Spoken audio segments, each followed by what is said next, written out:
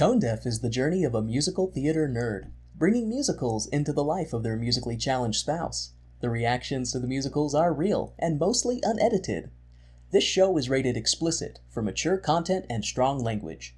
Now sit back, relax, and have a laugh. You're listening to Tone Deaf.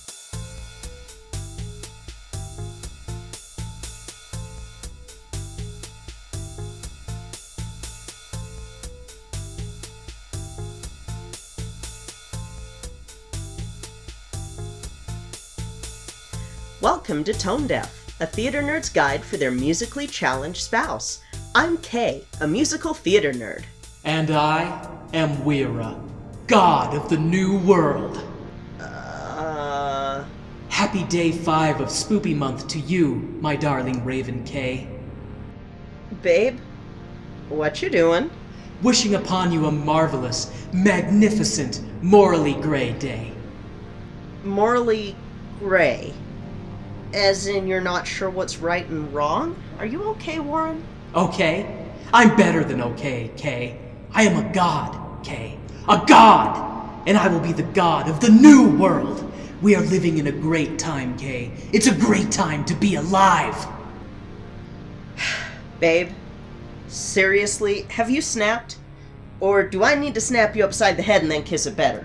Try at your own peril, my darling Raven. But you will be the queen of a god of the new world.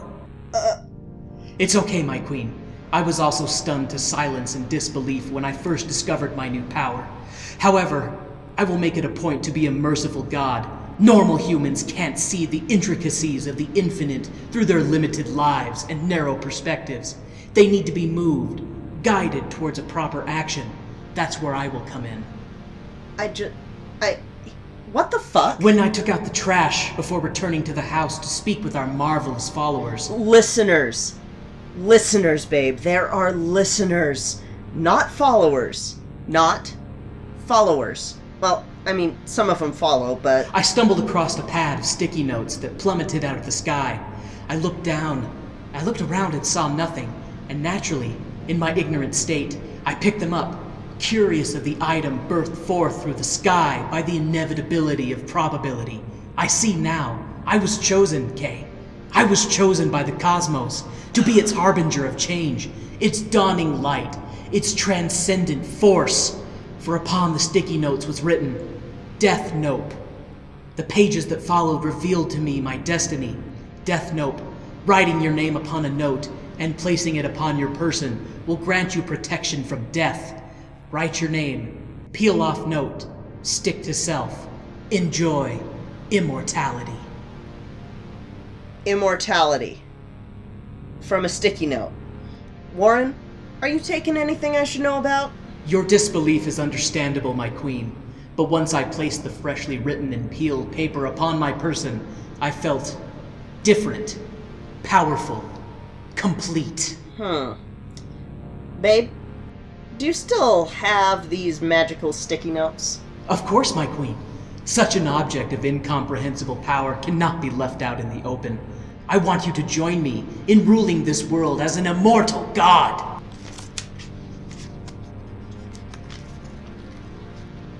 Babe, there's nothing magical about these. They're just sticky notes written with a marker. I understand your hesitance, my queen, but once you have written your name and placed one upon your person, you will see. What are you doing? Stop! I'm a god now! Repeat after me. I will not do stupid shit. I will not do stupid shit. I will not claim to be a god.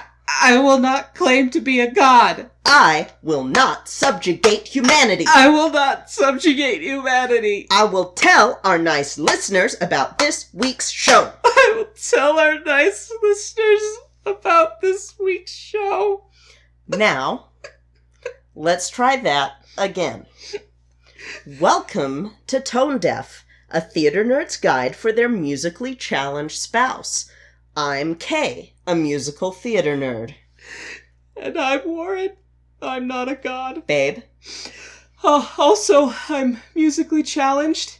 In today's episode, we're doing something a little different, as I, Warren, the Totally Not a God, investigates how a popular manga from the land of the rising sun became an international sensation and ultimately wound up in its logical conclusion, live theater.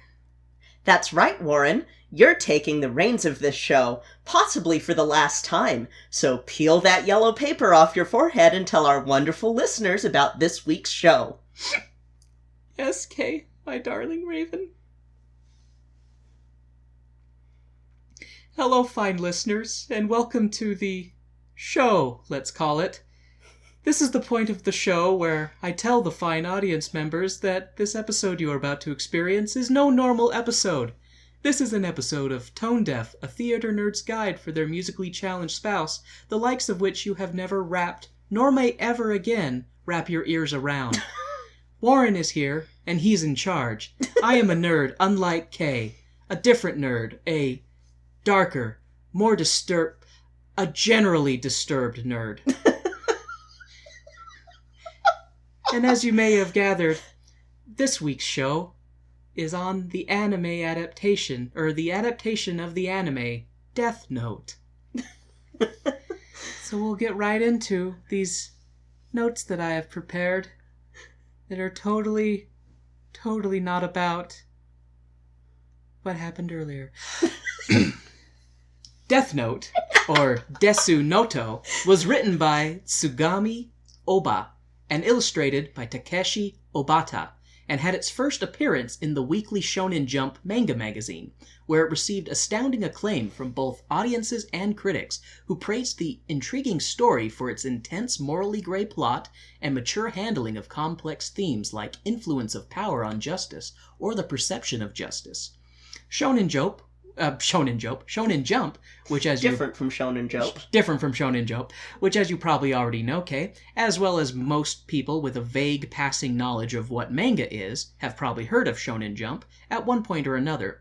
From my understanding, it's where a lot of really popular anime first made their appearances.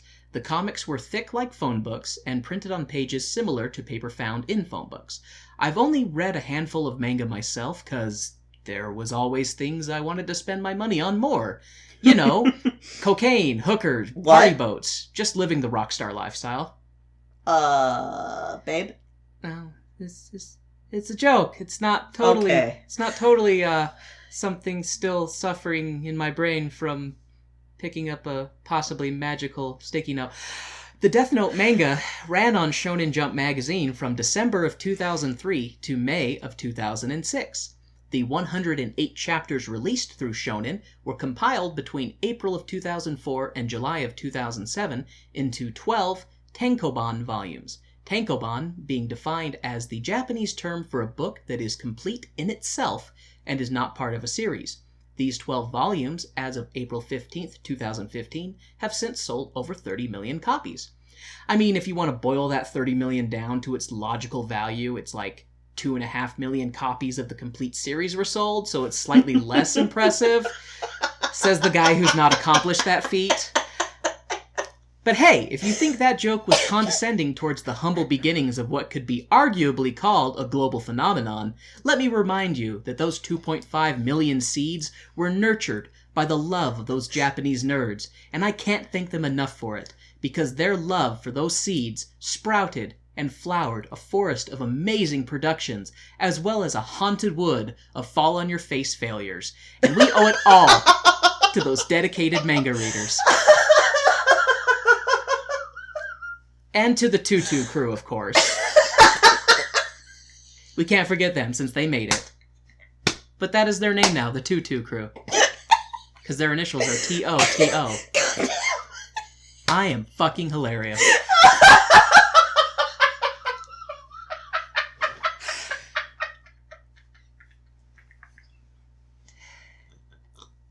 Your adorable laughter almost makes up for the vicious pummeling you gave me earlier.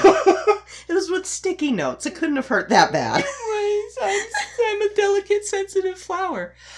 In 2006, Death Note was nominated for the Best Manga Award from the American Anime Awards, or AAA.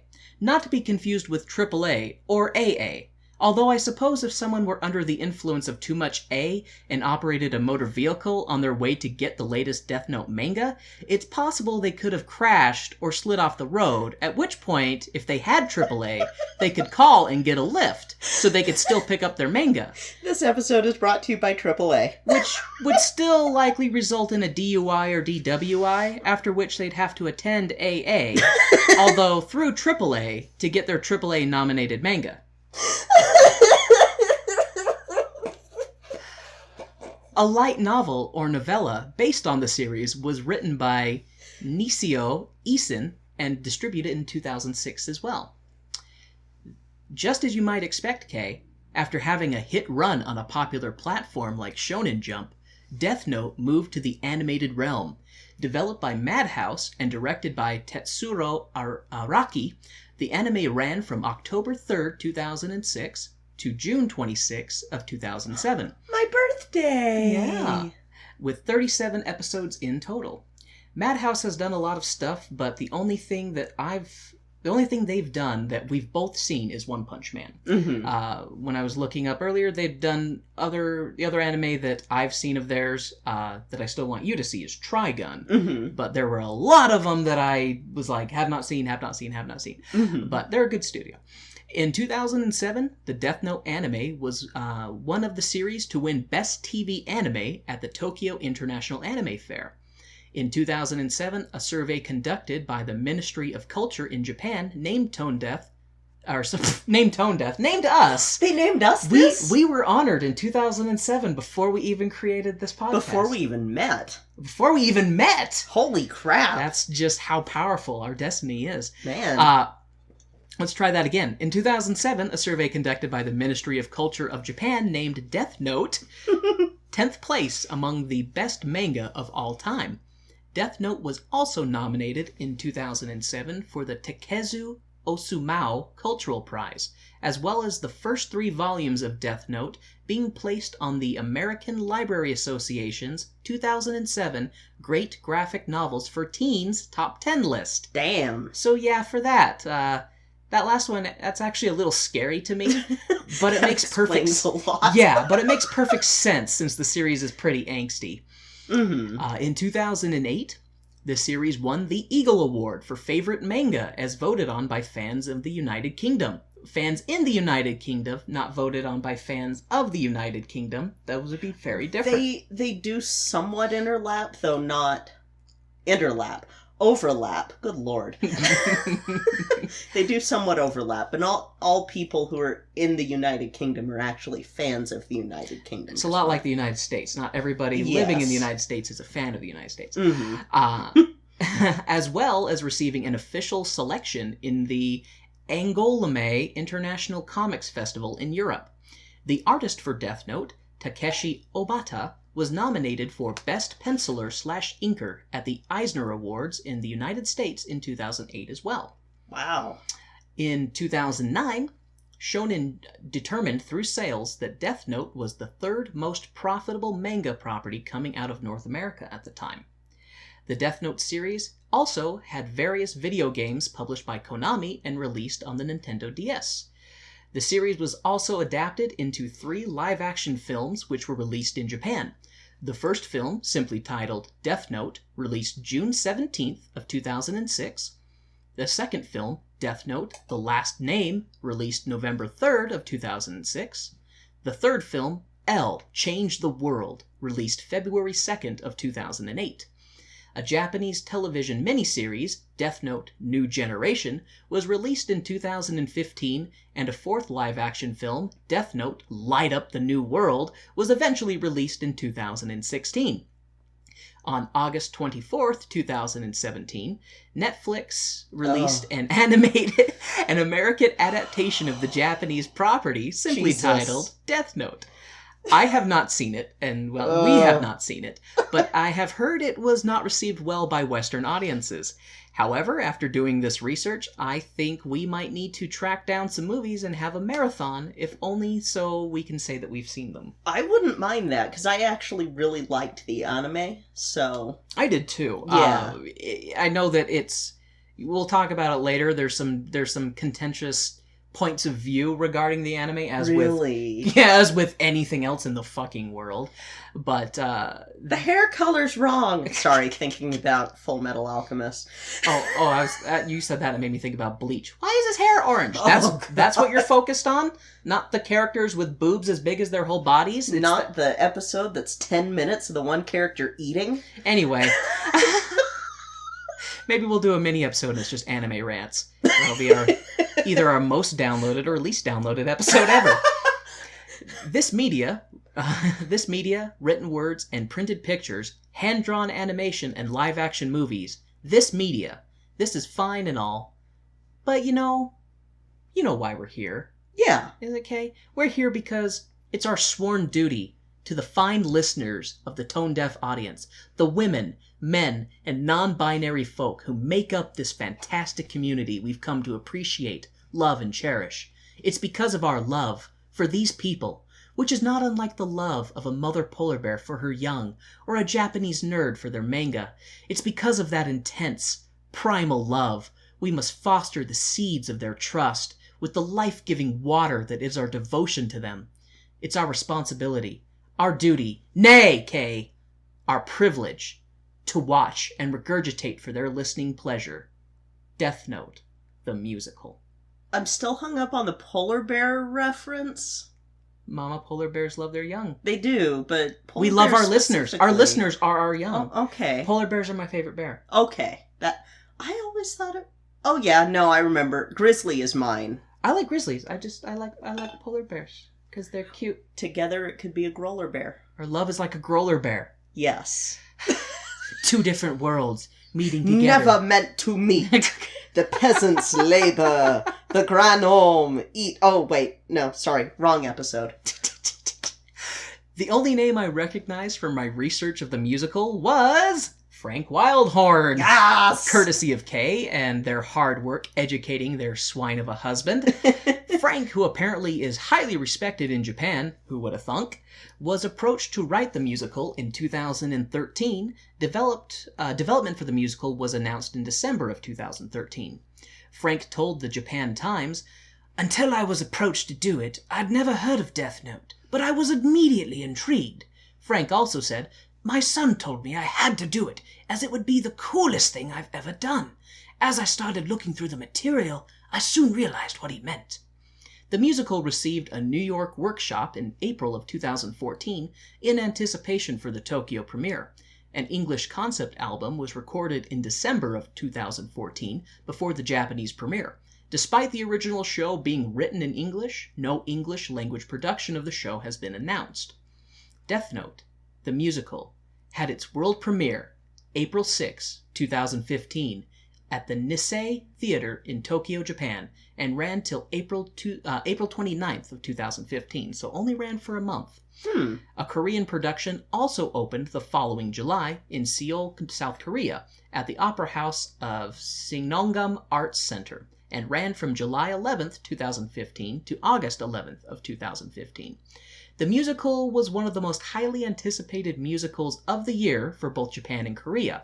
Critics did give positive reviews regarding the singing, acting, and musical score. The stage scenery was criticized for being overly simplistic, and the story for its attempt to cram 12 volumes of a comic into 150 minutes. This'll be exciting. So, that actually makes sense, though, that at least the music is critically acclaimed and all of that. And the acting and the singing, because that's usually the case with these shows, is that even if the story sucks, it's like, but the singing was good, and the librettist and composer were amazing, so I can see that, and also Frank motherfucking Wildhorn. Yeah, so I'm actually quite intrigued. I think it's interesting that, it makes, I don't know, it's one of those when worlds collide kind of things. Yeah. Because it's like, it means that somebody in Japan who wanted to make this musical was like, I know exactly who I want. Mm-hmm. Frank fucking Wildhorn. I want him to do the music. And so I just imagine him being approached by it, and he's just like, Japan wants me to write music for a Japanese musical? I just imagine his mind just being, yeah.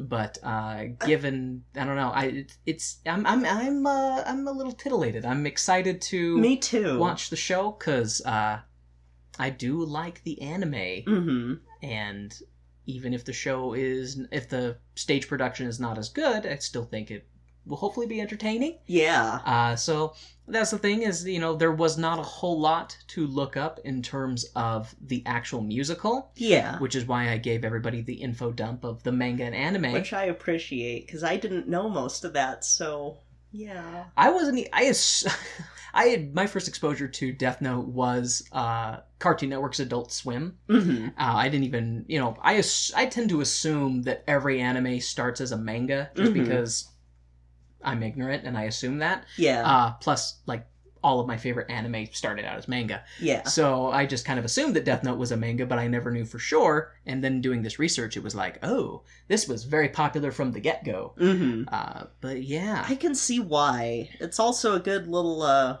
relationship test, which I don't know if that was in your notes at all or not. I figured since we tend to give spoilers That'll... after we watch Mhm. the show, that we will do any additional commentary regarding yeah. Death Note when we do our review. I hope that people who are listening know that there is a relationship test with this. Oh, there absolutely is, and we will cover it. Yeah, we will cover it extensively with that. I'm excited though, because I've not watched as many foreign language musicals as I would like. The most that I watched were Bollywood musicals. So I'm excited to watch a Japanese musical that, I mean, granted it's written by Frank Wildhorn, but still it's like exclusive to Asia, because I don't know that because it didn't say it was performed anywhere else, did it? So it was performed just in the Orient, because it was performed in Japan,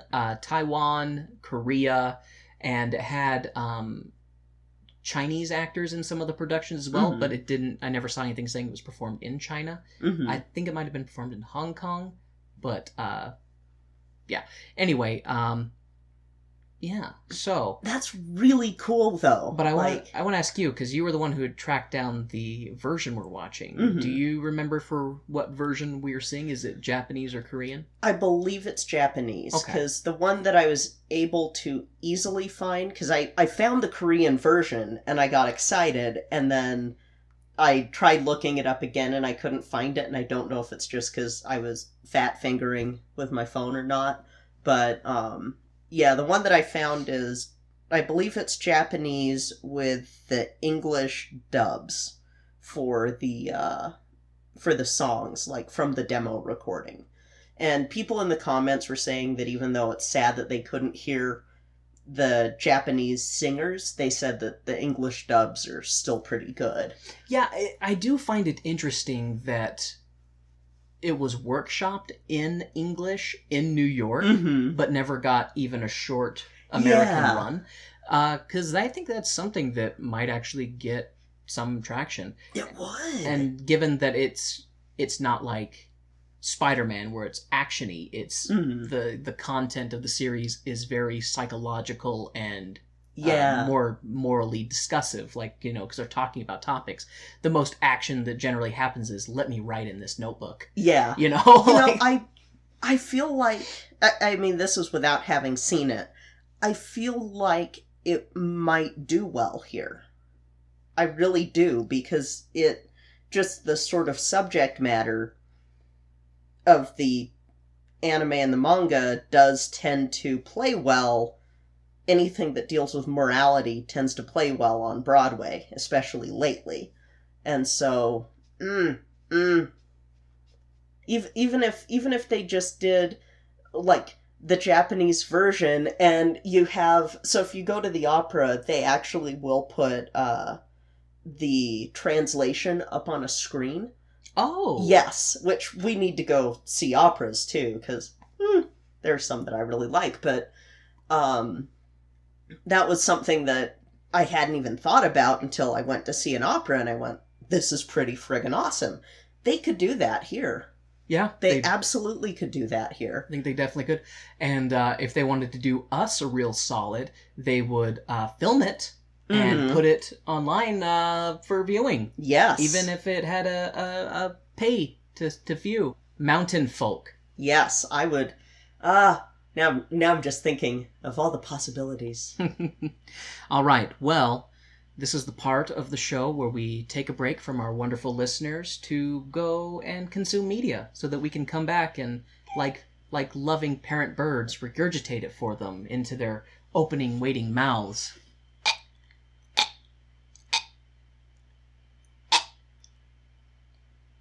That's good radio right there.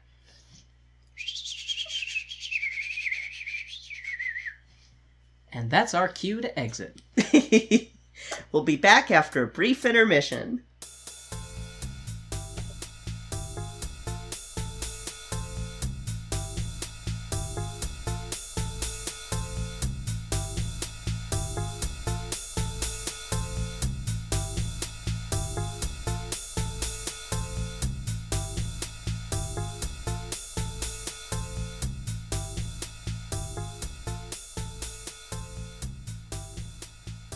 Hi folks, we wanted to take a quick moment to thank our Patreon sponsors. Thank you to our stage crew sponsors, Jasmine Wu and Reagan, and our producer circle sponsor, Bianucci. Thank you so much for your continued support of our show. We truly appreciate it. Now let's hear a word from one of our favorite shows, History on Blast.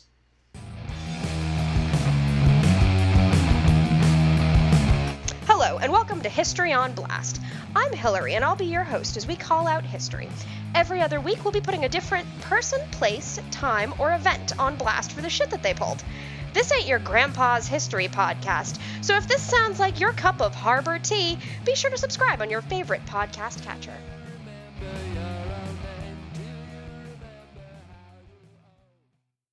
And now, the lights are going down and the music is starting back up, so let's hop into the second act of the show.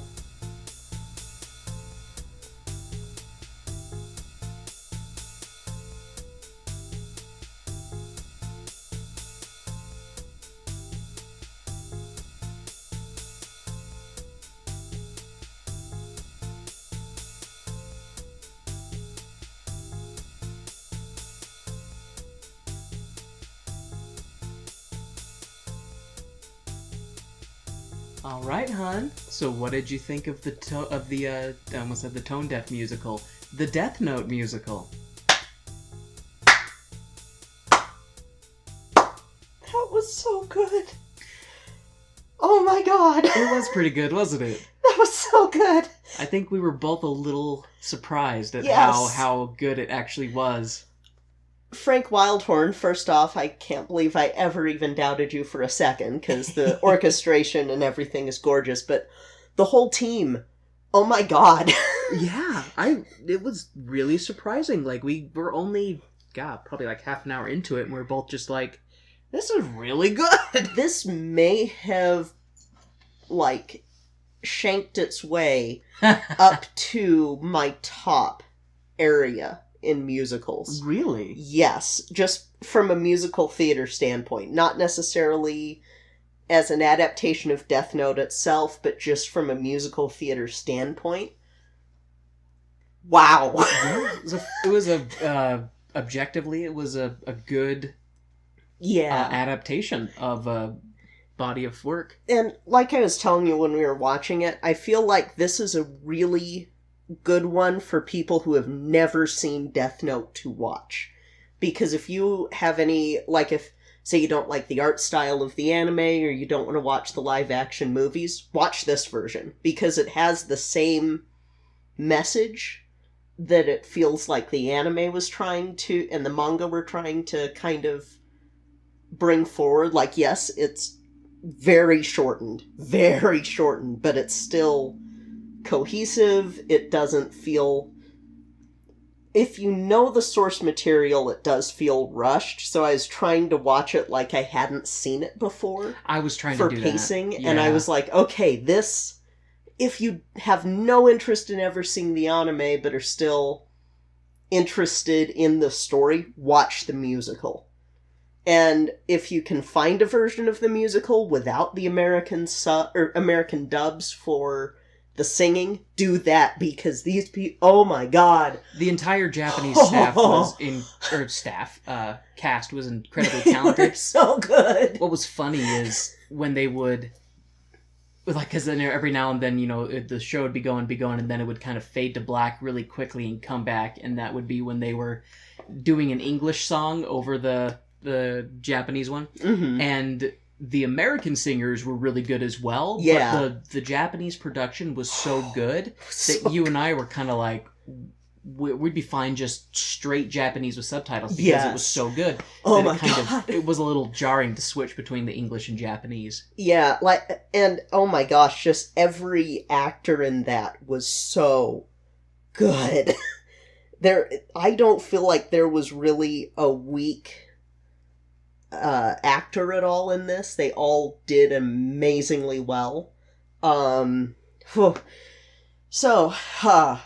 Sorry, I am still taking in the show, so if you want to start our you want talking about it. Yeah, because okay. I am just like, I'll gush about the musical theater stuff, but So neither Kay or I took notes for this show, which is definitely a detour from, not a detour, but different from how we normally do them. But we couldn't really, because it was a little difficult, because if either one of us were trying to take notes with the subtitles, it would have been hard, because you got to be reading everything.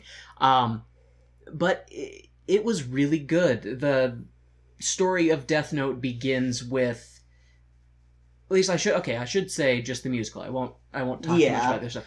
But the musical opens up with a high school classroom, and the teacher is talking about how humanity is different from animals because we have laws and we have justice and we have a sense of right and wrong. And this lone student stands up in the middle of the classroom to confront his teacher about how what is considered right and wrong does not always align with the law, and justice is not always served by the law. And then it goes into, his song of, I want to live in a world where true justice is dealt out to the scum of human civilization. And that's when we're introduced to our main character, Light Yagami, who is a very intelligent honor student in Japan, and is kind of fed up with all the injustice in the world.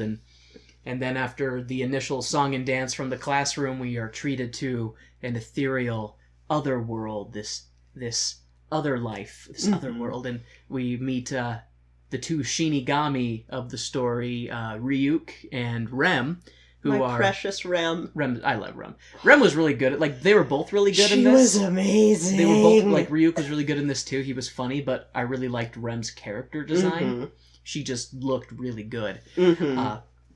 And we get to meet the Shinigami, who are hanging out in this Shinigami world. And for those of you who might be curious, Shinigami, I guess, literally translates to God of Death in Japanese. So they're hanging out in the Death universe, and they're just watching Earth. And half of the Shinigami are complaining about how boring humans are and how much they don't want to do their job of killing humans. And the other half are just gambling and being bored, because I guess being an immortal god of death is pretty boring. Immortality would be boring after a while. Yeah, hint. I'm sorry.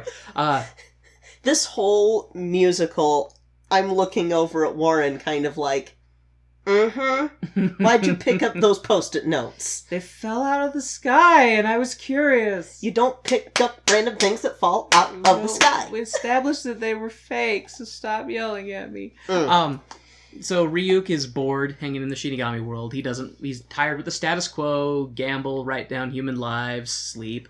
So he decides to spice things up a bit, and he drops a death note through some portal or membrane. They don't really show it, but it falls through dimensions and lands in the human world.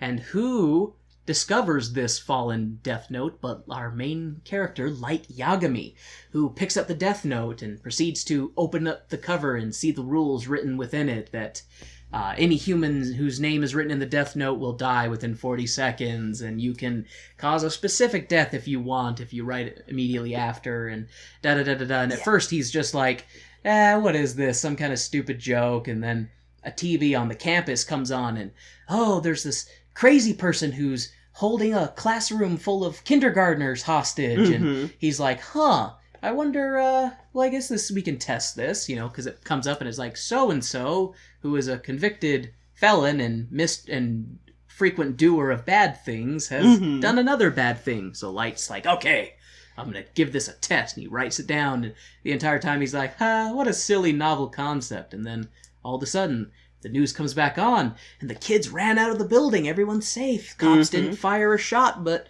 they found the perpetrator dead in the classroom. And Light Yagami then is like, oh my god, this booklet works. I have unlimited power. And that actually reminds me, there was one thing from the very beginning that I want to bring up that was so good. So it starts off, you see a clock ticking down from 40. Yes, that's right. Ah! That was a good touch. Yeah. Because if you just write someone's name in the death note without instructions, they'll die within 40 seconds. And so that was a good touch, just having the 40-second countdown. And I want to bring up, the set was simplistic, but they still made really good use of it. Didn't they? I'm sitting here going, this is fine. This is great. What made me laugh is I have a hard time giving this show, just from a musical standpoint, any stiff criticism, because the actors were all really good. The singing was really, really good. The story, while incredibly condensed, because the story mostly feels like it's pretty good pacing for the first half, absolutely, and then the last half is where they're trying to kind of expedite it and tie it up. So I did notice a bit of kind of a disjointed feeling in the latter half of the show, but that's to be expected, because I was actually kind of wondering how they were going to finish the show up. And then it kind of happens rather quickly, and you're like, okay, this is a pretty good way to wrap it up. But then it goes without having the whole last season of Death Note. Yeah, but they did a really good job with the blocking of the stage. I know that was a concern in one of the reviews that I had read, at least from the Korean production. I don't know if it was changed a lot, but in the Japanese production we watched, with their use of these background large panel television screens is the only way I can put it. It was projections on a cyclorama type thing almost, or what Kay, a big sheet on the back that they were projecting stuff onto. What Kay is saying, I thought they were TVs, but Kay knows the stuff. It looked at times to be like it was projected onto that screen, but probably it could have been. I mean, in reality, it probably was, because they did have a few pieces of set stuff that they would push on stage and move around and stuff, but they overall did a really good job of using the same pieces in different ways. But also the thing I noticed was their use of lighting. They could darken the back and then shine a light so that you could only see the front part of the stage, and then they would lighten up the back, and it would be a whole new area. Yes. Just the practical effects that they used on stage, I was just blown away. Same. I didn't know what to think about going into this show. Same. I honestly think that I had just lowered my expectations so low that they had nowhere to go but up. But even if I had high expectations, I think it probably would have been maybe a little bit lower, maybe around those expectations, because it was good. Yeah. Objectively, it was good. It was very well done. And so with the set pieces, what was I going to try to bring up? I'll remember it later. Okay. Let's keep going. Sounds good. So after Light Yagami finds out that the Death Note is a legit piece of supernatural murder book, yeah, he then decides, okay, well, the next logical step is I'm going to kill everybody in the world who I deem to be evil. And that's kind of where we start to see the gradual and then steep decline of our main character's sanity. Because, his father, Light Yagami's father, is a police detective. And Light, being the super intelligent guy that he is, he's able to guess he's able to hack his father's credentials and get into the Japanese police department's records, and there he's able to see, criminals who maybe are on death row. I don't know if they have a death row there. Anyway, he's able to see criminals who have done heinous things and what their names are and pictures of their faces. So he's just like, all right, going to go to town. Writes down a bunch of people, and the death count starts coming in. And of course, it's all very suspicious. These people just dying of heart attacks kind of within the same time space, which draws attention of the police, who are like, we don't know what's going on, but this doesn't seem right. Yeah. So they start to investigate it, and as more and more people are dying, they end up eliciting the help of this world-renowned mystery detective known simply as L.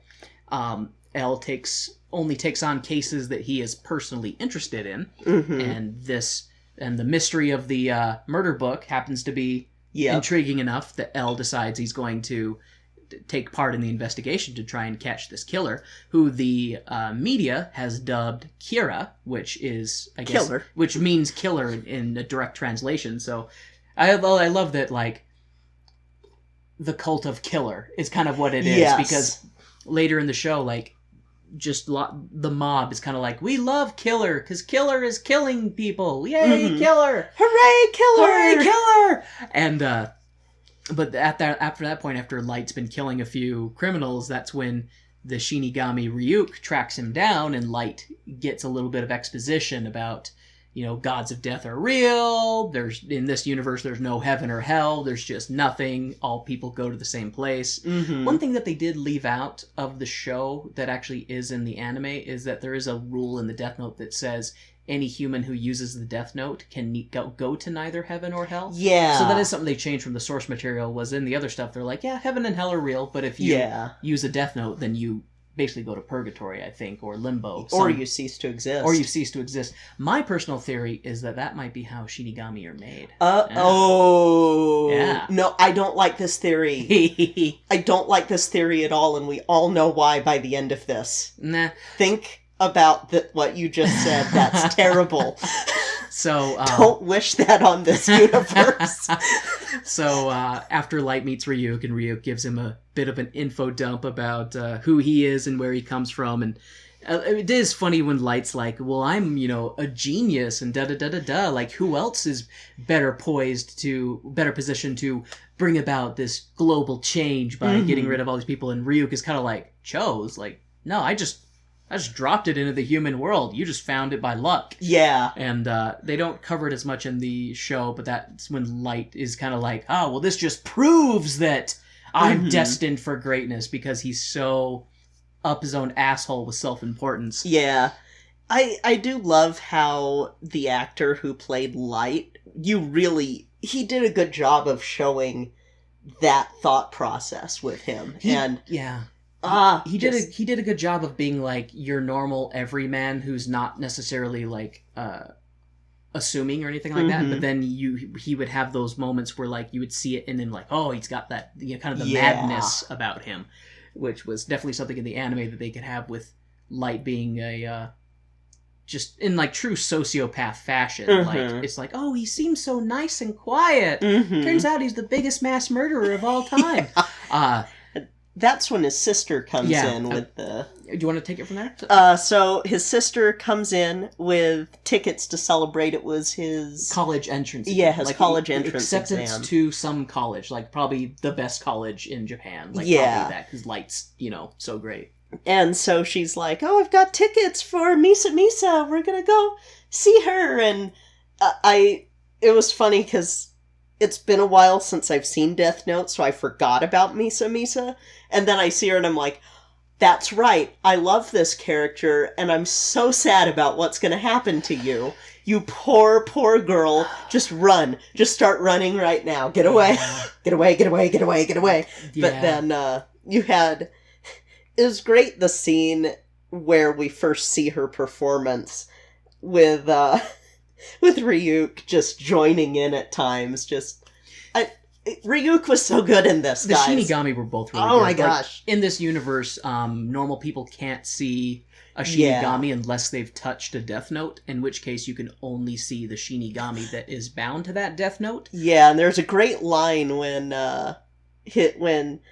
Light's sister comes in and Ryuk explains to Light that she can't see him unless she touches the Death Note, and he's just like, that'd have been a good thing to tell me sooner. He's like, forgot. Sorry, forgot. Ryuk has zero fucks to give for the most part. Like, he's a troll, really. He's just kind of like, I'm bored and I want to see what happens, and I won't give you all the information because ha ha ha ha. There's a reason he has the raven feathers in the anime and everything else, because he's a trickster. Yeah. He's a trickster Shinigami. And when they go to see... When Light and his sister... I can't remember his sister's name. I don't think they ever say it in the show either. No, or not the musical. Yeah, the musical. That's what I meant. Thank you. When they go to see Misa Misa, and she does this K-pop performance, you know, or I guess J-pop. Yeah. And it's just... I mean, it's a cute scene. Like, it does... With the rest of the musical parts, it feels a little out of place, but in the context of the universe, it makes sense because they're going to a pop concert. Yeah. So it makes sense, but it's very different from all the other songs. She opens it with her dedicating it to Kira and stuff, and you don't get why at first. We don't find out, we don't know why initially, but she's just like, I want to dedicate this song to Kira, and she says some other words like I don't know if she uses the word savior, or she might call him just our hero. Yeah. And you don't understand why, so it's really great how they don't really... And I can't remember if it was in the anime as well, and the manga as well, that they did that, but that you don't understand why she's doing that at first, why she's so I do remember into him. From the anime, you don't know initially. Okay. It's not until later, but like, well, one thing was funny is during the Misa Misa's dance number, Ryuk, since he's invisible to everybody else, is like dancing on stage and just trying to be kind of silly. Goofy, and it was pretty great. And then after, like, as the scene transitions, Ryuk is like still singing the song that Misa Misa was singing, and then he's like, "Oh, that girl has so much energy. All right, I'm done." The kind of thing. And then it goes back to Light and his sister talking, and Light is a little bit tickled that this pop star was thanking his alter ego for doing stuff, and he asks his sister about that. Oh, what did you think about this? She's like, actually, I didn't like that. And he's like, oh, really? Why? She's like, well, I don't think that what Kira is doing is right. Like, he's still killing people. And then his sister has the greatest guilt trip song ever, where she's singing, because she's like, I wish Kira was more like my brother. Because my brother is so great, and he always does what's right. Just drive that knife into his heart before it totally crumbles away. Oh, so funny, though. I just love the tone of that song, that it's just like... Oh man, it just made me laugh when it was going on. But it's interesting too, because during that song, then we have Misa Misa singing as well about how she views Kira. So they're both talking about the same person, just you're seeing the two different sides, kind of, in a way. Like... And it is one of the things, and we find out better when we do get to know Misa Misa more, but it is one of the conflicts between... viewers of the anime and readers of the manga and stuff, and it's one of those things of is killing bad people bad in and of itself, like, because it's one of those, you get into that morally gray area where it's like, if you kill a killer, you know, is it a sin, or, you know, and it's not, and it's different from like killing it, like protecting yourself in self-defense. Kira is going out and killing people who are already in custody, or you know, except with the exception of the guy who was holding up a classroom full of kindergartners, and you kind of get into that headspace of like, is it okay, is it not okay? And the thing that always kind of fucks me up a little bit is like, if that happened to me, like if a Death Note dropped into my lap, would I use it or would I not? Like, because it really plays into the ultimate power, absolute power corrupts absolutely. I would like to believe that I wouldn't use it, but you never know. You never know until a supernatural device is plopped down in your lap. Yeah. I mean... things that are not meant to be touched by us mere apes. Yes, us mere mortals. So after Light's sister has her guilt trip song, I'm trying to remember specifically what happens after that, because I think after that scene, it does go into the police talking about the murders and L. Yeah. Am I on track with that? I believe so, because I think that's about the point when he finds out that L is on to him, and that, and I think that's when the, what was his name? Lind Taylor?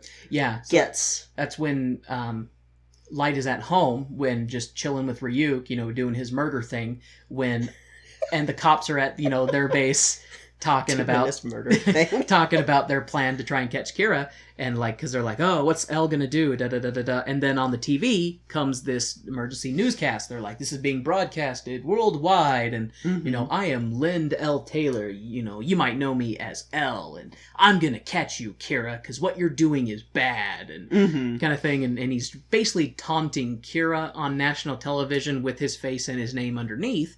And so Kira's like, look at this fool. He thinks he's going to catch me. I'm just going to kill him. Yeah. And lo and behold, that turned out to be a trap. Because after Kira kills Linda L. Taylor on TV, the screen, changes and fades, and just this L is on screen. And we get to hear the real L talking about how he's like, intriguing. Like, you really can kill, kind of thing. And then he goes and he says, oh, well, this person... they actually were a criminal, so you didn't kill anybody completely innocent, and da-da-da-da-da. And he's like, and I know that we said this broadcast was worldwide, but really we only aired it in this one specific region of Japan. In the Kanto region. So I know where you are, kind of thing. He's like, we were going to air it, isolated incidences in different parts until we found you, but you're so arrogant and full of yourself, we found you right away. And that's kind of where... in the anime, they do a better job of showing it, but in the stage show, you do see the part where Kira shits himself just a little. Because he everything is going his way, and he thinks he's so smart and so brilliant and destined for all this great stuff, and then he's confronted with his antithesis, who really... it's the first time that the unstoppable force hit an immovable object. And that's kind of where the true conflict picks up, is this battle between, is Kira going to find out who L is, or is L going to find out who Kira is first? And and let's see. I think it's close to that time. Maybe it's a little bit after that L also picks up on he's only killing... after school. Because he's a high school student. Because after the police force sees L's initial play against Kira with the Lindell Taylor move, they're kind of like, we don't agree with his methods. Like, he still sacrificed a person and stuff like this. And how do we know we can trust him? How do we know he won't sacrifice any of us to catch Kira? And then that's when Light Yagami's father, who's the police detective, starts talking about that. Kira was having him look into the times of death, and that he thinks that it's a high school student because the times match for when students were out of class, kind of thing. So, like, already out of the gate, they have a pretty narrowed field of view. And I think that might be around the point after where we see Misa again, because we see in the distance another Death Note falling into our world. Oh, that's after, because Light's father comes home and talks to him before that point, and they're talking about, have you made any breaks in the case? And that's when Light finds out that they think it's a high school student. So after that, he starts timing out the deaths, like writing in advance, this person dies at 9, this person dies at 10, this person dies at 11. And he's killing one person every hour, basically. Yeah, and what I love with that, because I think it's after that point that the police see L in person for the first time, if I remember right. I think you're right, because they're bitching about L, and that's when he kind of shows up. And and is sitting the way that I sometimes sit in a chair, because it's impossible to sit correctly in a chair, but I don't believe that it helps with cognitive processes. I'm going to call... For him, sure. But L is a quirky individual, and his body language is odd, and he sits weird, and he holds things odd. Like, he's just a quirky individual, and that's kind of... It's one of those things like, he's brash, and he doesn't really have people skills, but he's so intuitive and insightful that he's just a crack investigator. So it's kind of like that that weird balance of he's super good at this, but he has no friends and nobody likes him because he pushes everybody away because he's so abrasive, that kind of thing. And when he meets the rest of the police department, he immediately just comes out and tells Light Yagabi's dad, he's like, yeah, I think your kid is Kira. Yeah. And they're like, what? But why? And they're like, well, behaviors changed. You know, we thought it was a student because of the time of the deaths, and all of a sudden, you know, the deaths change kind of thing. And and he's like asking everybody, who have you talked to? Da da da da. They're like, oh, none of us. We haven't talked to anybody. Like, none of us are compromised. You think we're working with Kira? How dare you? Yeah. So it is about that part that we see Misa again. Because after that scene, we have a really great song between Kira and Elle, and it's one of many duets that they do that I'm just like, y'all are so freaking talented. Yeah. Holy shit. For real. Holy shit. And, because, yeah, they just harmonized perfectly in it, and they're basically talking about they're going to be the one to catch the other one. And I want to say it's before the second Death Note falls, that there's a scene that made me go, Frank motherfucking Wildhorn, I love you. And it's the scene with all of the police investigators deciding whether or not they're going to stay. Yeah. And,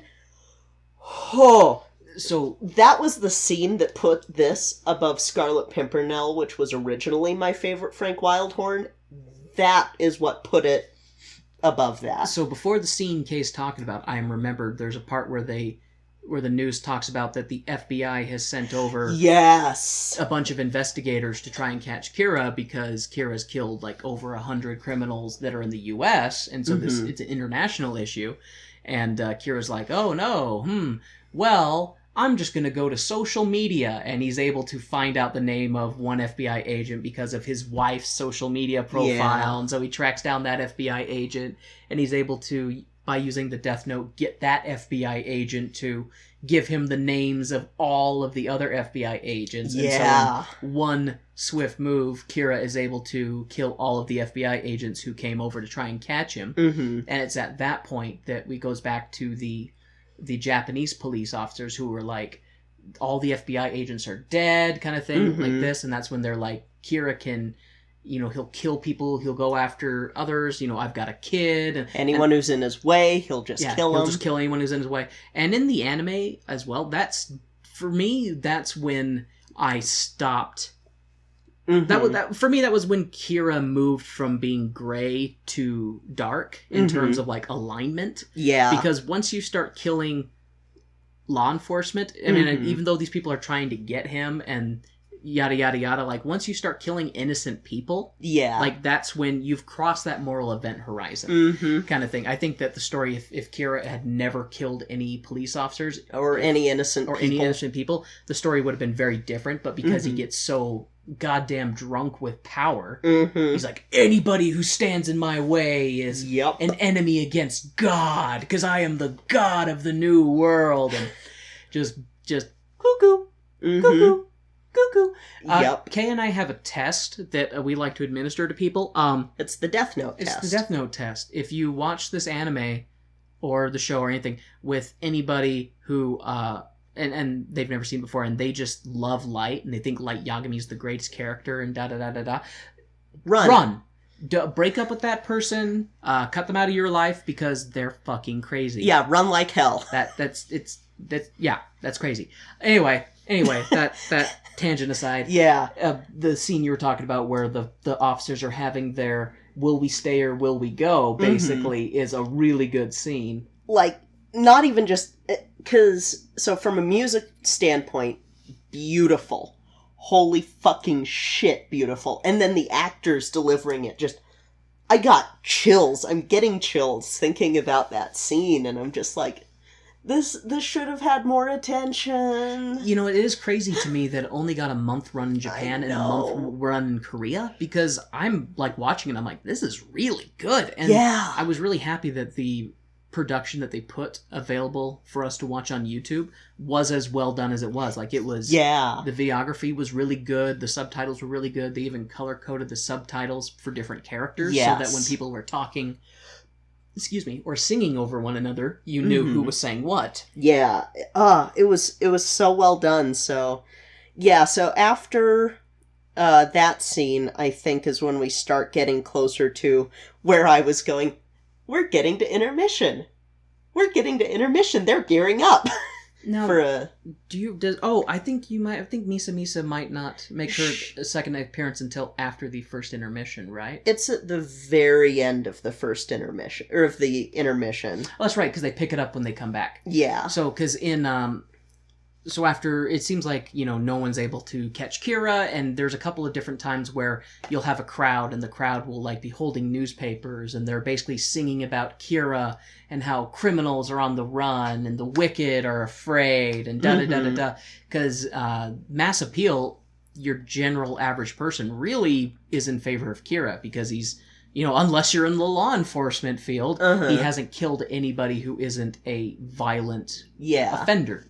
And they even make a comment in the show that crimes have gone down by like 64%. Yes. So it's like his actions are having an immediate impact. And after that kind of, I almost want to call it a train station song, because the way the lights and stuff, where it was like people were singing and dancing in the subway. So going back a little bit, that reminded me of how they showed the FBI agent killing himself.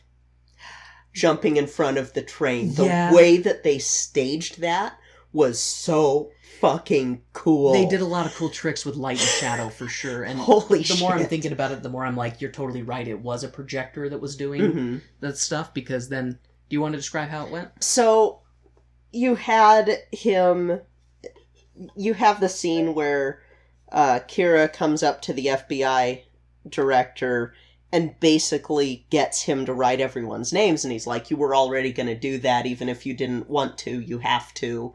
And then says, and after you've done that, you're going to step in front of a train, and at like 11:13 or something like that. And so you see the guy, after he writes down the names, he turns and starts walking back as you see the lights moving in a way that looks like a subway train. Yeah, the way going past. The way that the lights of the shadow and everything was spaced is it looked exactly like a subway train going by, and you could even see the brakes in the different cars. Yeah, and then he just sort of disappears as the train gets louder and louder, and they focus on Light's face, and that's where you kind of see the I've completely lost my fucking mind on his face, because this actor is fucking brilliant. I've gone mad with power. So good. I've gone mad with power. That was just, when you had mentioned the lighting, I was like, and stuff, I was like, oh, I need to talk about that. Yeah. So, back to intermission. Yeah. So we're jumping back around a lot. But after the crowd has their We Love Kira song, the criminals are on the run, that's when we see the second Death Note fall out of the sky, and land, and spotlight on it, and that's when Misa Misa comes around the corner and finds it and picks it up, and she's like, Death Nota, and like, huh, and then that's kind of when it fades, and then when it comes back from the intermission, it picks up right there again. She, has the Death Note, and that's when she meets Rem, the owner of that Death Note, and she freaks out a little bit, but then Rem kind of explains to her what happened, because Misa Misa apparently, because you see her kind of come running on the stage and she looks concerned, and what it turned out is that a stalker was after her, and so she was kind of freaking out, and she ran into a crowd to try and get away from the stalker, but we don't see the stalker.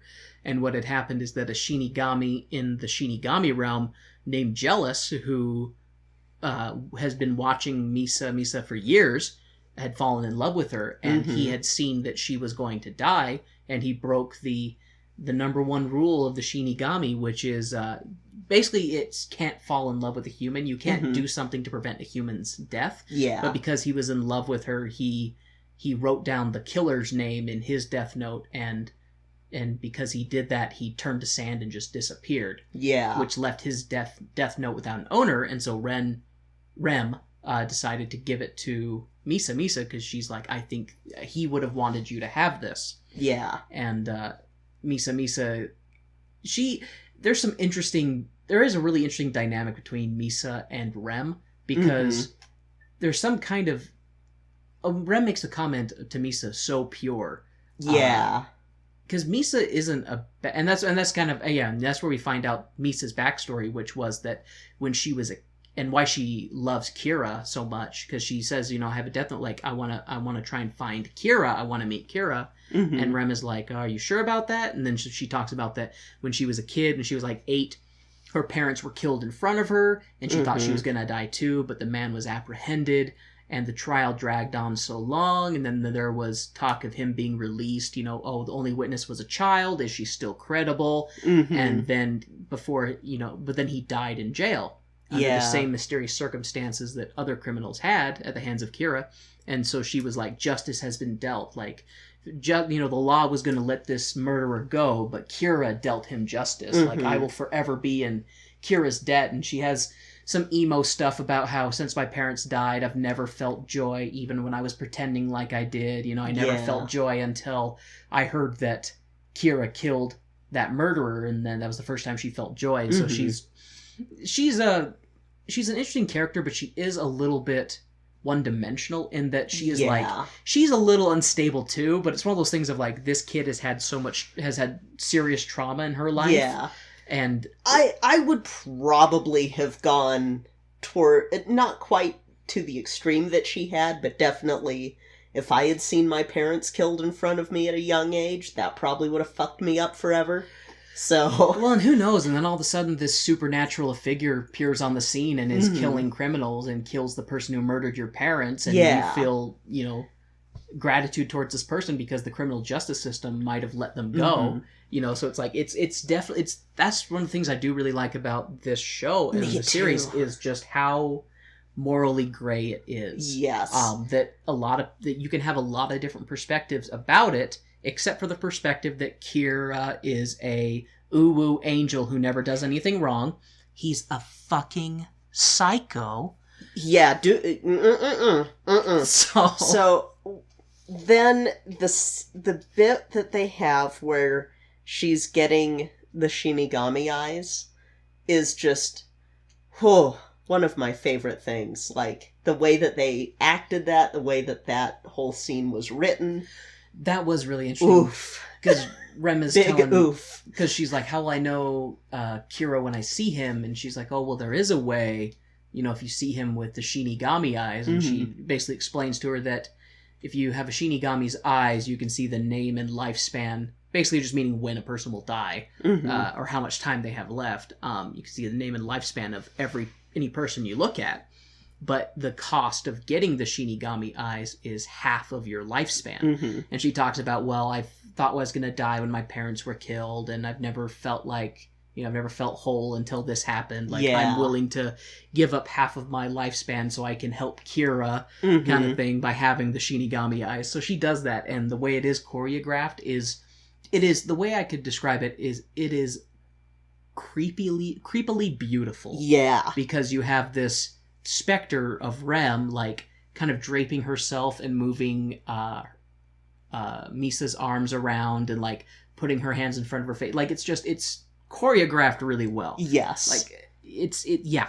And and after she does that bit explaining the eyes, and Misa's like, I want it. Give me the eyes. And, thing fades. I'm trying to remember where it goes after that, after it fades from that. I think that is when Misa does the broadcast saying, like... That's when it's basically the police are at their area and Kira's at his area, and then that's when the broadcast comes on from some news station, and it's like, we received, an envelope with a tape from Kira, or they say, there's a second Kira now. Yeah. And that's when the second Kira is saying, I want to meet you, Kira. And in a really dumb... This thing that does make me laugh, especially in the anime, they cover it more. But Misa does a lot of silly things in terms of, like, I want to meet you. Meet me here. Yeah. We'll show meet each me other... in this very public place. We'll show each other our gods of death. And, like, I'll show you yours if you show... Or I'll show you mine if you show me yours. Yeah, exactly. And, but they end up meeting, and Misa is able to identify Kira because she can see his name but no lifespan. And that's a sign of the owner of a death note. The owner of a death note. So she approaches him and stuff, and he touches her death note. She touches his. They're able to see. Hey, they're two young people. They're both single. They're experimenting. I mean, what's wrong with two young people touching each other's death notes? My wife is so immature, you guys. God damn. Man, I mean, it's weird when I feel like I'm the mature one in the relationship. I mean, it's just... do you folks see what I have to deal with?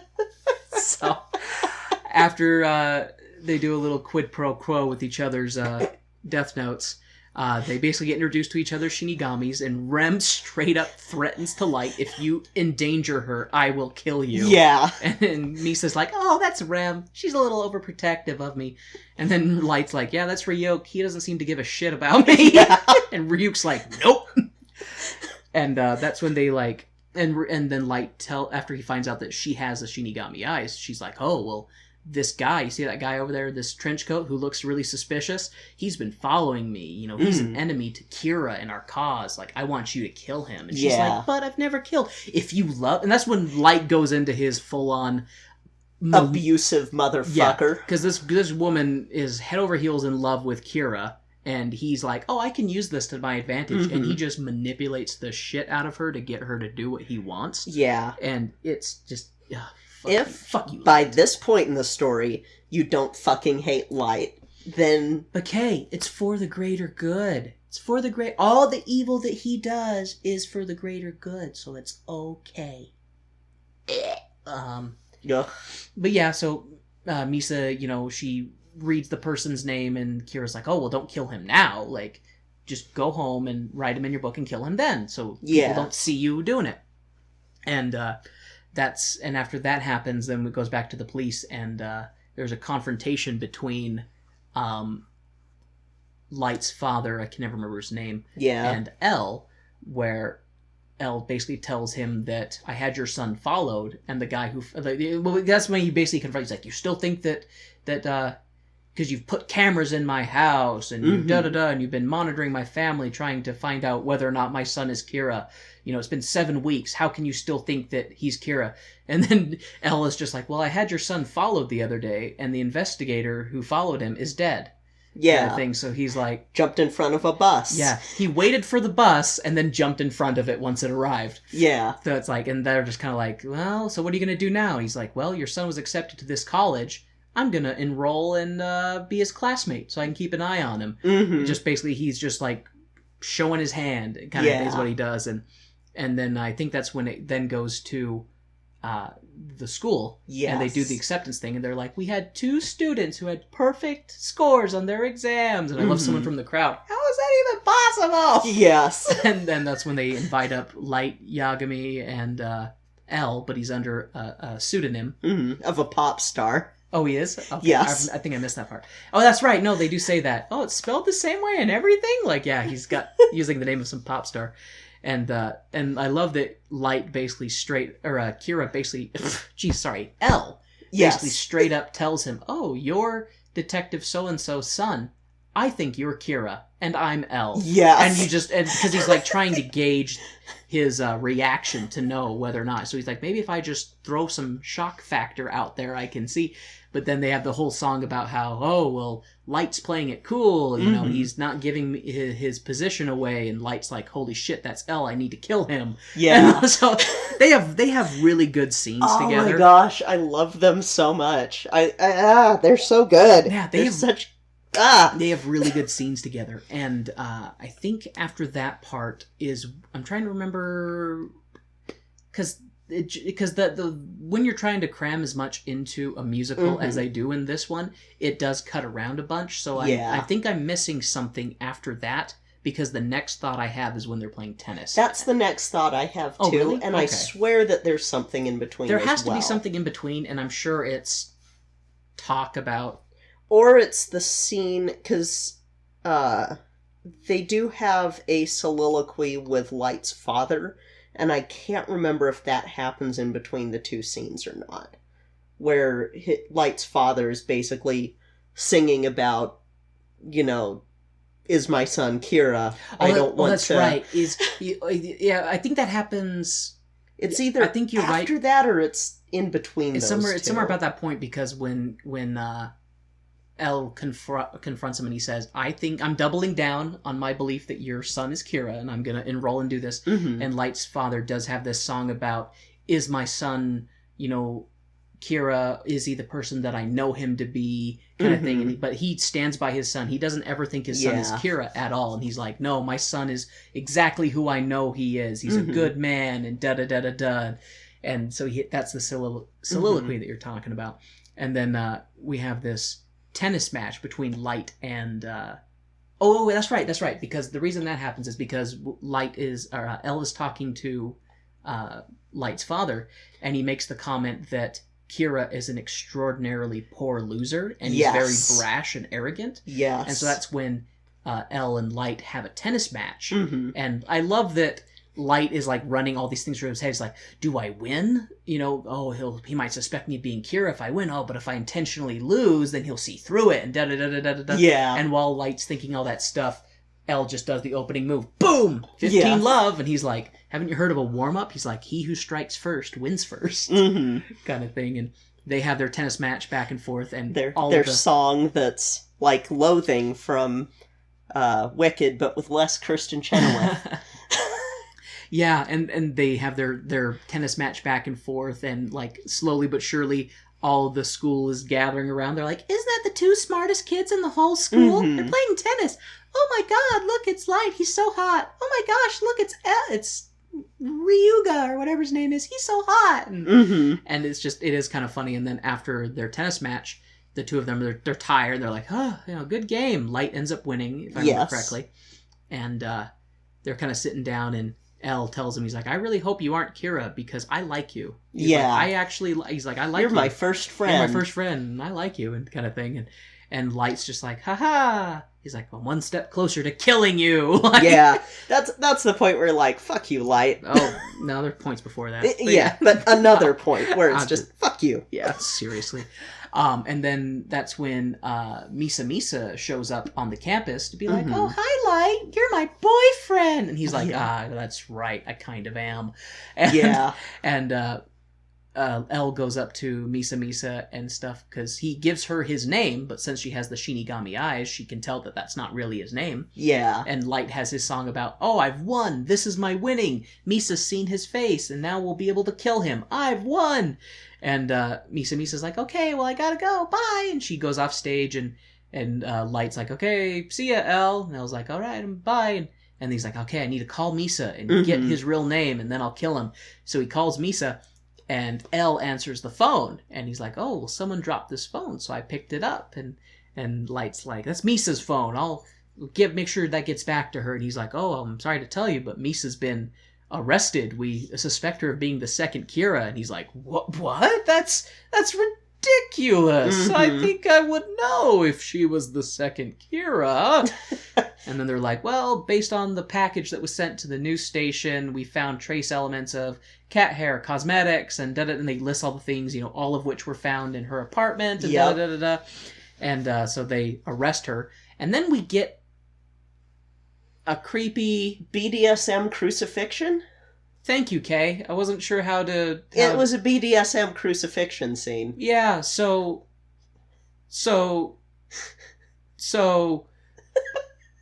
Misa is tied to this metal cross, scantily clad, with a blindfold on, and she has this oddly BDSM song about hit me as much as you want, inject me with whatever you want, give me whatever drugs you're gonna give me, I would rather die than betray Kira, kind of thing. And some of the dialogue in it is a little bit whips and chains, if you get my... Whips and chains excite me. Yeah, if you get my drift of that. And Rem is around there while she's being tortured, essentially. And they're not like torturing her, but it's like sleep deprivation. Yeah, solitary stuff like that. They're trying to wear her down to get her to spill the beans. And Rem tells her... Actually, she asks Rem to kill her, and Rem's like, I can't kill you. But the next best thing I can do is if you relinquish your control of the Death Note, your ownership of the Death Note, you'll forget all of this kind of thing, and you'll be able to protect Kira that way. And but so it will be a one-sided love. It'll be a one-sided love kind of thing, and she agrees to that, and so she technically is clear and free and clear now because she has all of her memories of ever being involved wiped. So how can she confess to anything? And during that scene, the police are thinking she's hallucinating because she's talking to Rem. And I wanted to point out that the actress who plays Misa Misa is a fucking vocal powerhouse. Oh, yeah. Because holy shit. Oh, yeah. She is fantastic. And even though the song is a little BDSM-y, it's still like... Yeah, it's still really good. Whew. Like, all of the songs are really good. Yeah. I mean, it's... Frank motherfucking Wildhorn. And he did a really good job with the score. Like, absolutely. What's interesting is that there's no patter songs in this. No. Well, he doesn't do patter songs, really. He did do patter songs. No, that was Meredith Wilson did a patter song in Music Man. Bad Warren. No real... I don't know of any patter songs in his shows. Yeah, because his general score, like, the music was really well done. His scores are just extravagant and beautiful, and that scene... Woof. Yeah. After that scene, I think I'm fairly certain it goes back to Light, and he's talking with Ryuk, and Rem shows up, and he's able to mindfuck Rem into agreeing to kill L in order to protect Misa. Because if I remember correctly, Light basically is like, I will throw Misa under the bus. Yes. Like, I don't give a shit about her. You do. Like, if you want to save Misa, you have to kill L for me. Yeah, and he like, basically lets her know that she just sort of played into his plan to unfuck the situation for himself. And, it hurts to see Rem have to do that. It just hurts. Yeah. It hurts a lot. Yeah, because she commits suicide to save Misa. And the way that she does that is like, because Light tells her, okay, we'll write down all these specific instructions, you know, and the final showdown. And this, like I'd said, the first half of the musical does a pretty good job at pacing events that happen in the anime and stuff. And really, I feel like it paces stuff that happens probably within like the first 10 episodes or so of the anime. Yeah. And then the last half tries to condense the rest of it. And so they had to cut out a lot of stuff that happens. They had to cut out an entire season. And, yeah, basically. And the thing that they do with that is when Kira not Kier pressures Rem into killing L, and he gives her very specific instructions. That's when we're led to the scene that, okay, L arrives at this location, or he leaves the police department with a gun, you know, heading here, and he goes into this warehouse, you know, at which point he tries to shoot Kira, kind of thing. And so we see L in a coat and stuff, and he does a good job, like the actor does a good job of appearing to be himself, but you can tell through his mannerisms and his actions that he's a little bit zombified. Yeah, a little under someone else's control. He's not completely under his own control. And, you know, so he goes all the way to this warehouse, goes inside, and Kira is up on these stairs, and Elle's like, I can't remember exactly the dialogue, how it happened in between them, but Elle's basically like, I know you're Kira, and I'm here to kill you. And Kira's like, oh, well, don't you want to see my Shinigami first? And Kira's like taunting him and like, oh, look at my death note. This is how I kill people. Touch it. See, that's my Shinigami, Ryuk. And Elle shits his pants just a little bit when he sees Ryuk, because he's like, holy shit, Shinigamis are real. Yeah. And I love that every time someone sees Ryuk, he's just like, yo. Yeah. He's just, hey. And sup. Yeah. And then Elle shoots Light, kind of thing, and you think Light's dead, and then he gets up and he's like, ow, that hurts. Like, this is all going according to plan. So you're led to assume that he's wearing like a bulletproof vest, even though he never shows it. but he's like, man, that hurts. And he's like, now you're gonna shoot yourself because, you know, you're actually Kira and you didn't want to be caught and stuff. And El pulls the gun on him, but Kira's just laughing. He gets right up to him and basically has the gun pushed against his eye. And he's like, you can't do it because this has all been pre-written. Like, I tricked a Shinigami into orchestrating this whole thing so that he just, I'm a bastard. Yeah, he does the James Bond thing of like the bad guy revealing his whole plan, his master plan to... You caught me monologuing. Yeah, exactly. And then he just puts takes the gun in El's hand, puts it to El's own head, and El says, he says something along the lines of, you might think this is the end, but it doesn't end here. Yeah. Kind of thing, and then boom, he shoots himself and falls over dead. And then El and Light and Ryuk are laughing and joking around. Ryuk's just like, man, you really orchestrated this whole thing, and you even got Ren to kill herself to save Misa Misa. He's like, wow, that is crazy. Like, good job, you know, congratulations to you. And Light's like, yeah, I'm gonna be the god of the new world, yay. And then that's when Ryuk is just kind of like, you know, I'm bored. but I'm kind of bored with this. Like, you know, I came down to Earth to get away from the monotony, but there's just the same monotony down here. Write someone's name, they die. Write someone's name, they die. He's just like, it's boring. And so he pulls out his death note, and Light's like, what are you doing? He's like, I'm writing your name down. He's like, but no, you can't do that. He's like, I told you when we met that I would be the one to write your name in my death note. Like, it's just the agreement. And he's like, well, we had fun for a while. We kept each other entertained. Like, the way that Ryuk is just so condescending to Light in the end is great. And then he just writes down his name, and then we have 40 seconds of Light squirming and being super dramatic about how he doesn't want to die. And then the 40 and seconds... hearing the clock ticking in his head. All the way down. He's like, because every tick, he's like, ah, in pain, you know, writhing in agony on the stage. And then finally, when the ticking stops, he just falls over dead. And then we have Light's father comes.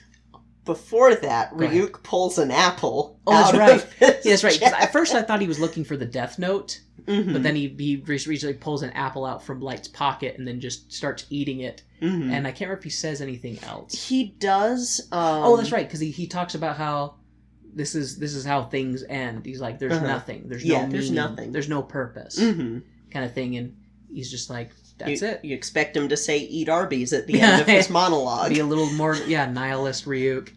No shit, man. And then he leaves, and that's when Light's father comes on stage, and Light's sister comes on stage, and they see Light's dead body, and they're very upset, and they see El's dead body, and... There's a really cool way that they do it, too, because as Ryuk walks back, the curtain comes up from behind to reveal the projector screen, which is just white, like this bright white light. And you just see the silhouettes of people as they start coming back onto the stage and as Ryuk leaves. And then, like you said, Light's father comes on, Light's sister comes on, and she's devastated. Light's father looks more just stoic, which was one of my favorite things with Ryuk earlier on, with his just... He's so stoic. Stoic.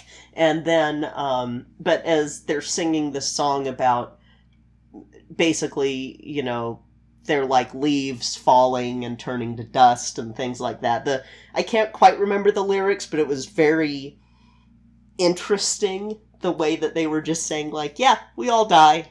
Yeah. And then Misa Misa comes in, and she's at the top catwalk, because there's a catwalk that goes across the stage, and she's holding something in her hands, and she turns towards the audience as the song's ending, holds out her hands, and you just see white sand coming from her cupped hands onto the stage, and it was just like, ow! Yeah, that's probably supposed to be Rem, I'm sure. Yeah, and just, ow! Stop! Ow! And unlike Jekyll and Hyde, they did give you a little bit of time to breathe with that last song before the bows. Yeah, and then, you know, in what I assume would be typical Japanese theater style, they do 3 sets of bows because they're a very polite... So, what it is that they were constantly being called back on, because they got a fucking standing ovation. They deserve it. And so if you have that, you tend to do more bows than just one, because they want you... It's just another big thank you to the audience for coming to see the show, and you're accepting their praise, and you're accepting their gratitude. It's sort of a back and forth between the cast and the audience. And so it happens in American shows too, and in English shows, where you'll have multiple bows, like it just being called onto the stage because of so much applause. But yeah, it was so good. It was so good, you guys. I love this musical. It was that. Oh God, I was so surprised. It was really, really well done. Yeah. I don't know if and it's kind of conflicting, because the singers were really, really good and the music was really, really good. Mm-hmm.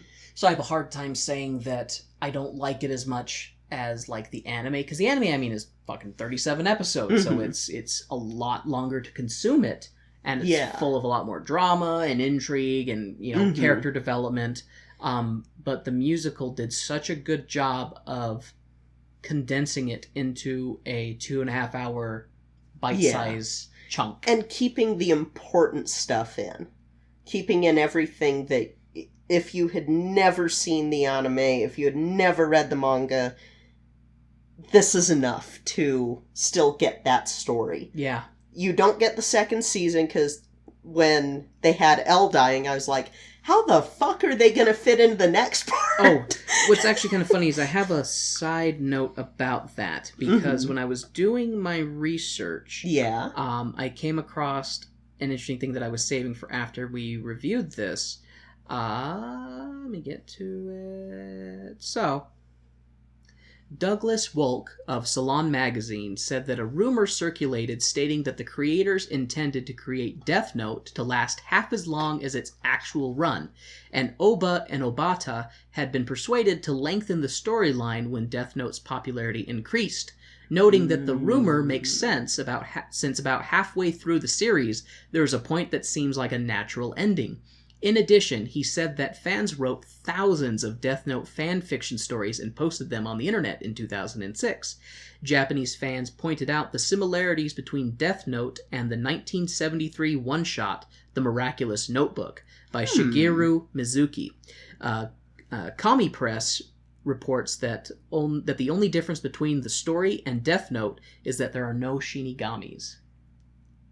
Interesting. So, but it does kind of make sense if you've ever watched the anime, or if you like, if you like anime and you haven't seen Death Note, I suggest you watch Death Absolutely. Note, because it is really, really good. If you watch till the end and you still think that Light is an uwu angel who can do no wrong, feel free to not let me know,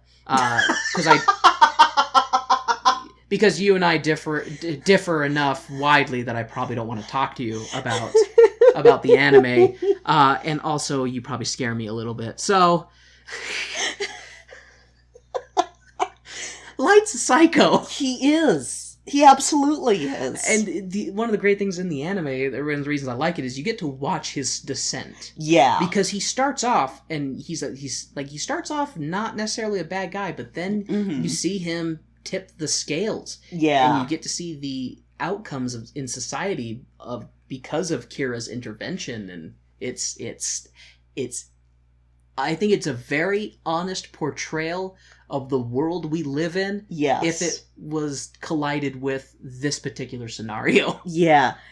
And it's really interesting you saying that, though, about the intended ending, like the rumor with that, because that totally makes sense now, because I remember watching the anime, and once we got to when Elle died, I thought that was, oh, we're finally going to have Light get his comeuppance. And then, oh, no, we get another season of... You see, and I do wonder, the original creators, what their intent was for Light in that. Did they intend for Light to win in the end? Yeah. Or did they intend for Light to die in the end? Because I could see it both ways depending on the story you're trying to tell. Yeah. The anime, however, I absolutely love the way it ends. Yes. I think it ends beautifully, even if it is a little... the last, I would almost say, the last, not act, like, I don't know, arc of the anime is a little jumbled. Yeah. But the actual climax and the way that characters get resolved, I thought was really great. Yeah. And if they had ended it with just Elle dying, I don't know if I would have liked the series as much. But sorry, now we're talking too much about the anime rather than the musical. But I will say the musical, the way that the musical ended, I still liked a lot. Oh yeah, I did too. I liked it. And that's closer to what I thought was going to happen when we were first watching the anime, and then I was like, oh no, we still have more. For all we know, that actually would have been great if it ended that way. Yeah, Light is victorious through his double dealing, backstabbing, and manipulating, and then Ryuk's like, haha, yeah, but no. Like, I'm bored. Ryuk's just like, no. I'm bored. No, I'm no. taking my apple and going home. I'm taking my Death Note and going home. This has been fun while it lasted, but your time is done. Yeah, no. Oh, but if you... I recommend that people check this out. It's yes, on please. YouTube. They haven't taken it down. I think it's because the people who hold the rights just want people to enjoy it. And it's been up for a while, because, I mean, when I first saw the Death Note, that there was going to be a Death Note or that there was a Death Note musical, I did start looking for it. And it's been up since, I want to say, 2017. So, nice. Yeah, so it's still on there. It's really good. Please, yes, check it out. It is a little off-putting when it switches between English and Japanese. But the English singers are still really good. Yeah. But then the Japanese singers are also really good, so you kind of have this weird vibe, and I honestly wish that they would have just not included the English ones and just kept it all Japanese just so it flowed better. I would have preferred that, because I honestly enjoyed watching it in Japanese more. I did too. So, new petition from all of the tone deaf community. Let's get that show back and have it more widely viewed, more than just a month run in Japanese. Well, like I covered in the beginning, we watch fucking Rossini and shit. We can watch Death Note in Japanese. And it's one of those things too. I kind of feel like then again, who knows, because of the ill-received Netflix movie that had happened, maybe they're like, oh, well, we're not going to try and do an adaptation. But I actually think it could be adapted fairly well. I mean, as a musical, even on Broadway. They could just take this same musical and put it on Broadway, and, the hoity-toity rich folks that like to be all, oh, look, we're doing something special. Y'all can pay for tickets to go see it multiple times in Japanese, because I feel like it's better that way, because things don't get quite as lost in translation. Because some of the English lyrics felt a little bit... They definitely felt different from the Japanese ones. Yeah. It was interesting when we were, when we'd be reading the lyrics for when they'd be singing in Japanese versus listening when they'd be doing it in English. The Japanese lyrics, I would almost say, seemed more poetic. Yeah. And they had more subtext to them. Yeah. Whereas the English lyrics rhymed. Because, when you're reading a translation, stuff doesn't rhyme. Because, our words don't rhyme like their words do. And so it's interesting reading the Japanese ones, and it's just like, wow, that's really beautiful words, and the meaning, and it's got a lot of subtext. And then when you listen to the English ones, it still sounds good, but it's a lot more of what you would expect from an American musical, like all the lyrics rhyme and stuff. Yeah. And it was one of those things where it's like, you know what? Bring it to Broadway in Japanese. And I may get some hate, only cast Asian actors. Yeah, please, if you're do not whitewash this show. And it's like if you want to have background people or other people who are not Asian, fine. But like the main cast, the main cast has to be Asian. They have, except Elle is technically British. Yeah, but he worked fine this way. He did work fine this way. It was good. Okay. Yeah. So I know. It was so good. So I know we've been kind of going on and on about this. Yeah. So let's get ready to talk about our next week's show. I'm pretty excited about this one because I was able to find a version with Angela Lansbury. Oh, shit, babe. Yeah? Can you go check the oven for me? Is something burning? Yeah, so in order to prepare for next week's show, I actually was making some meat pies. And so I think I left them in a little bit too long. So... What kind of meat pies? Pork? You said that like you're not certain or you're afraid to tell me. It's pork pies. Oh. The other white meat. Oh, okay. I guess I'll go check the oven. Thanks, babe. I can finish this out for us. So thank you guys for listening. Oh God, the fire! Oh, Jesus. Okay, Warren's gonna go take care of that. Everything's burning! Oh, shit. So, thank you guys for listening. We are going to be doing Sweeney Todd next week. Feel free to follow us on Twitter, Facebook, etc. with Tone Deaf Musical. And, you know, thank you guys for sticking through with this experimental episode. I'm hoping that Warren's behavior wasn't too off-putting at the beginning. I know he can have some delusions of grandeur, but really, he's really sweet, you guys, and... Sweet, is he? What? What the hell? Who the hell are you? I'm Kuba, a Shinigami. I'm the owner of the Death Note. Wait, the owner? You mean these sticky notes were legit, immortality and all? Oh no, they only cause the user to think they're immortal. It can be quite entertaining. Humans usually try to jump off buildings or walk in front of a car to test it, but your Warren, he's either too stupid or not stupid enough. So, wait, you tried to make my husband kill himself by making him think he was immortal? Make? I didn't make him do anything. He picked up the Death Note, and his stupidity within him was drawn to its promise. I don't make anyone do anything. It's against the rules. So, if you weren't specifically targeting my husband, then why were you here? Well, funny story. I was flying overhead and caught the scent of the most wondrous odor seeping from the bag your imbecile Warren was carrying. Watermelon, I think you humans call it. I just had to find more. Wait, more? We had a second one on the counter. Did you eat our watermelon? Perhaps I did. What are you doing? That was the last watermelon of the season, you freaky fuckface. How are you even hitting? This shouldn't be possible. Hell hath no fury, motherfucker. Now get out of my house before I pluck those chicken's wings of yours. Gah! No sense of humor among you humans. Alright, I'm leaving, you crazy bitch.